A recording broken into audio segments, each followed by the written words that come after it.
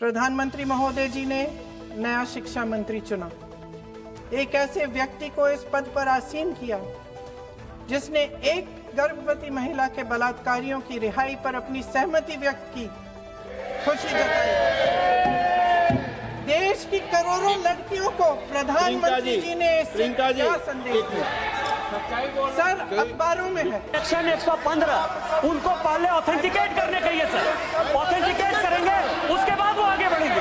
ऐसे नहीं होगा, पहले ऑथेंटिकेट करने दो सर। उनको ऑथेंटिकेट करने के लिए कहिए, ऑथेंटिकेट करने कहिए उनको। धन्यवाद अध्यक्ष महोदय जी, आपने मुझे इस विषय पर बोलने का मौका दिया। कुछ दिनों पहले हम राम मनोहर लोहिया अस्पताल गए थे। पुलिस लाठीचार्ज में घायल दिल्ली की उस छात्र की स्थिति जानने के लिए जो आईसीयू में अपनी जिंदगी की सबसे बड़ी लड़ाई लड़ रही है। हमसे कुछ ही समय पहले आदरणीय स्वास्थ्य मंत्री जी श्री जेपी नड्डा वहां गए थे और उनसे कुछ समय पहले अन्य नेता भी गए। जब तक हम वहां पहुंचे, उस लड़की की मां नेताओं के आने जाने से गुस्से में थी। सुन लीजिए, सुन लीजिए, सुनिए। किसी की पीड़ा का मजाक नहीं उड़ाते, किसी कोई भी हो, किसी की पीड़ा का मजाक नहीं उड़ाते। आप संसद में बैठे हैं, निशिकांत जी आप बना रहे हो। जब तक हम वहां पहुंचे, उस लड़की की मां नेताओं के आने जाने से गुस्से में थी। किस लिए आए हो? उसने आईसीयू के दरवाजे के बाहर खड़े होकर हमें पूछा। हमारे सामने कांपते हुए हाथ जोड़े कहने लगी कि धन्यवाद आप आए हैं, ठीक है, मगर मुझे किसी से नहीं मिलना, मुझे किसी से बात नहीं करनी। महोदय, उस मां की पीड़ा से उसका पूरा शरीर कांप रहा था, लेकिन उसने दृढ़ आवाज में कहा, सुबह से बड़े बड़े लोग यहां आ रहे हैं, एक के बाद एक वीडियो बना रहे हैं, वह भी आए जिन्होंने मेरी बेटी का ये हाल किया है। किस लिए? उसने हमसे पूछा। किस लिए? मेरी बेटी की बलि तो चढ़ गई है, लेकिन उसे कुछ भी हो जाए तो मैं उसके लिए अपने आप लड़ूंगी।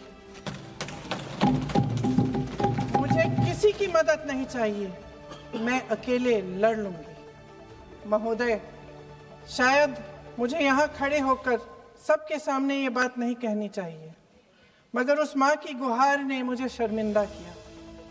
उसके दिल के टूटने की वो आवाज जो अस्पताल की दीवारों से में गूंज रही थी, मेरे मन में अभी भी गूंज रही है।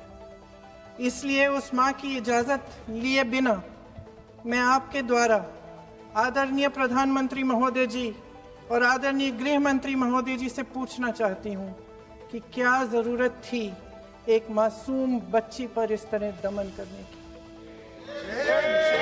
क्या जरूरत थी उन छात्रों पर आंसू गैस चलवाने की, उन पर लाठियां बरसाने की, उन पर वाटर कैनन्स चलवाने की?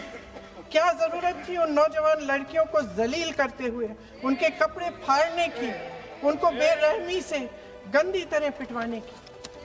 देश के युवाओं पर पैलेट गन्स और AK-47 चलवाने की क्या आवश्यकता थी? क्या वे आतंकवादी थे? क्या आतंकवादी हैं? टेररिस्ट हैं? हाँ, कांग्रेस बोल रही है, हाँ, कांग्रेस बोल रही है। जवाब दीजिए, जवाब दीजिए। कांग्रेस बोल रही है, जवाब मांग रही है, जवाब दीजिए।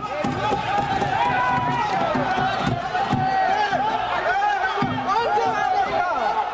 कौन जवाब देगा? गृह मंत्री जी जवाब देंगे। किसने ऑर्डर दिया? किसने ऑर्डर दिया पैलेट गन्स चलाने के लिए?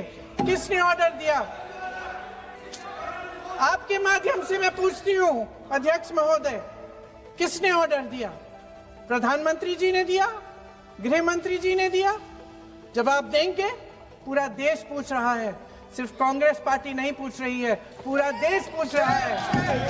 अध्यक्ष महोदय, देश के माता पिता पूछ रहे हैं, छात्र पूछ रहे हैं, अध्यापक पूछ रहे हैं, पूरा देश आज ये पूछ रहा है। और आप